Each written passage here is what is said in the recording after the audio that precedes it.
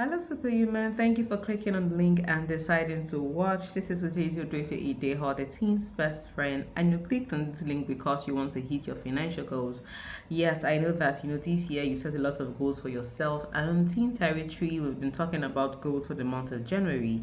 Today, I'm going to be sharing with you, and yes, I have a really tough financial expert in person of Jessica Ubogo, who's going to be sharing with you, on financial goals. Please do well to watch, learn, like, and subscribe to this YouTube channel if you haven't done that already. Over to Jessica now.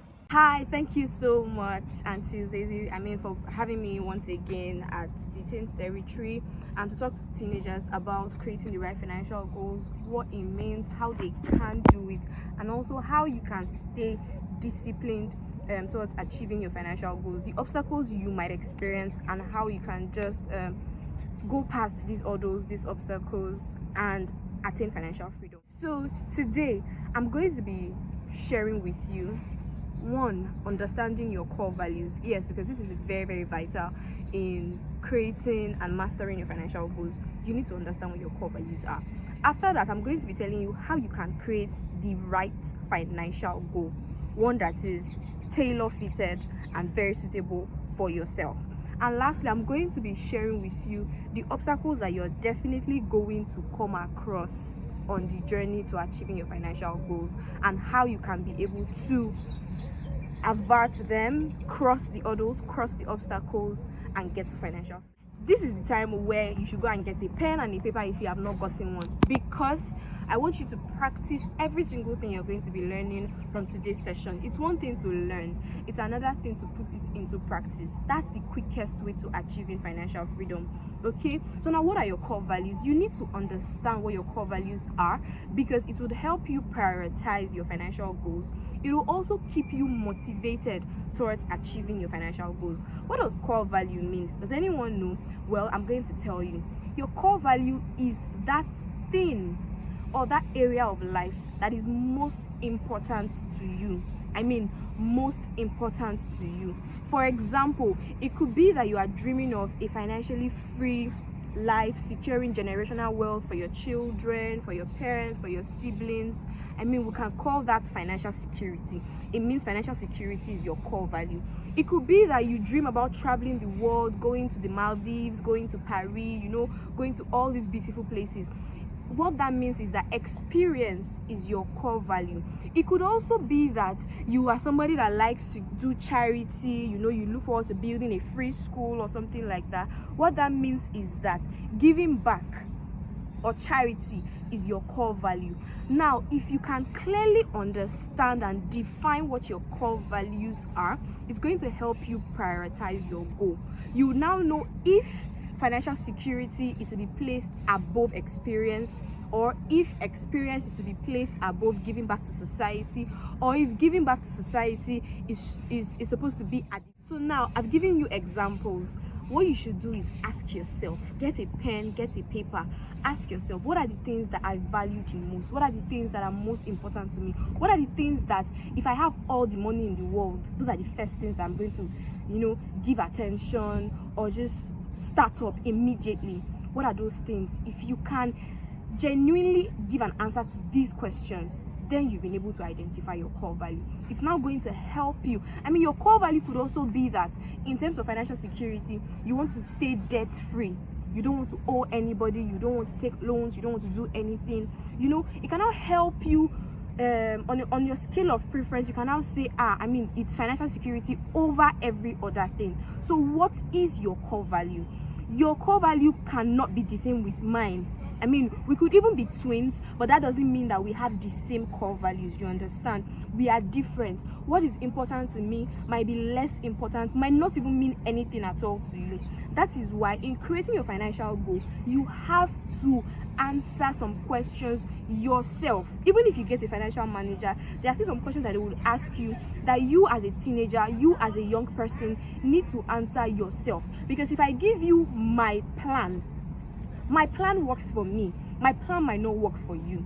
You understand? I can only give you a blueprint, and with that blueprint you now be able to say, okay, so this is where my life comes in, this is where I can, just modify a couple of things and run with it. But if I say, oh, you have to work according to my plan, so yes, my own core value is experience. I want to travel around the world. But for you, it might not be experience because you are even scared of getting on a plane or something like that. So if I'm giving you a financial goal that says I want to go to Maldives by December, that's not something that would work for you. So ask yourself and answer yourself as well, what are my core values and how are they going to be instrumental in creating my financial goals? Now you understand your core values. Don't rush, okay? I'm not asking you to write them all down. You might not have the answers immediately. Take your time, do it at your own pace. But once you do, the next thing to do is creating the right financial goal or a financial plan that would work for you. Now, goals generally are divided into short-term goals, mid-term goals, and long-term goals, okay? Likewise, your financial goals, you should be able to classify your financial goals into short-term goals, mid-term goals, and long-term goals. These three classes of goals would help you also understand which of them am I willing to achieve in the next 3 months. Between now and the next 3 months, those are your short-term goals. Which of them, between 3 months to 6 months, are your short-term goals? Which of them am I looking at achieving between the next 6 months to 1 year? Those are your mid-term goals. Which of these goals am I also looking towards achieving over a 1 year period, between 2 to 5 years, 10 years? Those are your long-term goals. If you are not able to identify which of my goals are short-term, mid-term, and long-term, you might be giving too much attention to your long-term goals as opposed to your short-term goals. Because for something that needs to be achieved in a 5-year period and you are putting so much effort in it right now, you are going to miss out on achieving your short-term goals that you can just achieve in the next 3 months to 6 months. And some of your short-term goals needs to be achieved so that they can sum up and add up to achieving your long-term goal. So you need to be able to classify them. What is my long-term goal? What is my mid-term goal? And what is my short-term goal? So my mid-term goal could be that I want to travel to the Maldives in December. I can achieve that within the next 6 months to 1 year. That's my mid-term goal. My long-term goal could be that I want to have a bank that would serve young people, only young people. Now that's a long-term goal because it's going to take me the next 2 to 5 years to achieve that. My short-term goal could be that I want to change my wardrobe. That can happen in the next 3 to 6 months. You understand? So what are your own short-term goals? What are your own mid-term goals? And what are your own long-term goals? Another aspect towards creating your financial goals, you've understood the categories of financial goals, right? Short-term, mid-term, and long-term. Now, these are the key elements of your financial goals, whatever it is going to be, whether a short-term goal, whether a mid-term goal, and whether a long-term goal. Your goals have to be smart. Your goals have to be smart. I remember one time I was having a session and I told people in the community that you need to make smart goals, and they were like, Ms. Jessica, are you trying to tell us that our goals are foolish or our goals are not wise enough? I'm like, no, not that kind of smart. When I mean smart, your goals have to be specific, measurable, achievable, realistic, and time bound. That is what I mean by smart. Do you understand the SMART concept? Okay, I'm just going to explain it to you a tiny little bit. Your goals have to be specific. You need to know what you want. Okay, you need to be clear on what you want. Your goals have to be specific. I want to travel. That's not a specific goal. I want to travel. You want to travel to where? You want to travel to your village? Do you want to travel to the north? Do you want to travel outside Nigeria? So that goal is too vague. You have to make it specific. By making it specific, you can say, oh, I want to travel to the Maldives. It is a little bit specific. Do you understand? Now, let's move from being specific. We have been able to make the goal specific now. First thing, it was, I want to travel. By making it specific, we have now said, I want to travel to the Maldives. Measurable. Remember, our goal used to be, I want to travel. Now it's, I want to travel to the Maldives. Measurable. When do you want to travel to the Maldives? I want to travel to the Maldives. Is it today? Is it, what can you use to measure the goal so that you know that you are in progress towards achieving the goal. This is January. I want to travel to the Maldives. We cannot measure whether you are closer to achieving that goal or you are far from achieving that goal. But if we say I want to travel to the Maldives in December, I want to travel to the Maldives in December. So by June, if you don't have your international passport or your visa to travel, you would know that it looks like this goal, I'm far from achieving it, or I'm close to achieving. Making your goal measurable helps you track your progress or measure your progress. If it's not measurable, you keep feeling like, oh, I'm working towards achieving this goal, I'm working towards achieving this goal, whereas you have not done anything, or what you have done, it's not substantial enough towards achieving that goal. Now we're moving over to achievable. How achievable is your goal? I mean, what are the things that you have put in place towards achieving that goal? For example, for the fact that I want to travel to the Maldives, I need to have my international passport. If I don't have my international passport, it's almost a dream. I mean, I'm just dreaming, and it will take only a miracle for me to have all those things in place and for me to travel. So how achievable is it? Do you have your international passport? Have you gotten your visa to go to that particular country? Have you started talking about accommodation, transportation around the place, and all of that? Have you started considering all those things? How achievable is your goal? If you don't even have money to apply for your international passport first, I think that's a goal that you should make a long-term goal and not even a mid-term goal, because it's not achievable. Or if, for example, the Maldives, they ban Nigerians from coming to the Maldives, and you are still saying you want to travel to the Maldives in December, that's not achievable, because how do you intend to get into the country when there is a ban? So check your goal. Is it specific? Is it measurable? Is it achievable? Now let's move over to realistic. How realistic is your goal? I'm saying I want to travel to the Maldives in December. If I am earning less than 10k right now, or I'm earning just 5,000 naira right now, I'm just deceiving myself. Because how much is plane tickets going to cost? How much is accommodation going to cost? How much is transportation within the city going to cost? And I'm earning what? Just 5,000 naira right now. How is it going to happen? If I even multiply 5,000 naira that I'm earning from now till December, it's just 60k. Will 60k take me from here to Lagos? I mean, flight tickets from here to Lagos is well over 70,000 naira currently. So your goal has to be realistic.